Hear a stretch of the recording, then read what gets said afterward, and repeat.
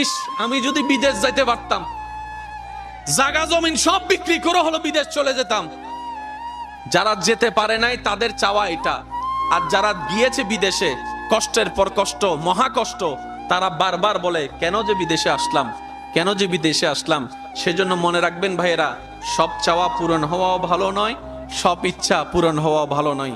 সেজন্য আমরা আমাদের ইচ্ছা স্বপ্ন কোনটা আমাদের জন্য ভালো কোনটা খারাপ আমরা তো জানি না। আজকে যারা ভালো লাগে কালকে তারা দুই চোখেও দেখতে ইচ্ছে করে না, এমনও পর্যন্ত আছে, কথা বলেন ঠিক না?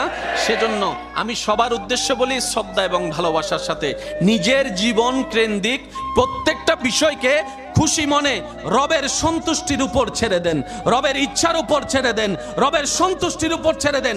দেখবেন রব্বুল আলামিন আপনার জীবনকে এমন ভাবে সাজাই দিবে আপনি কল্পনাও করতে পারবেন না, এমন সুখ।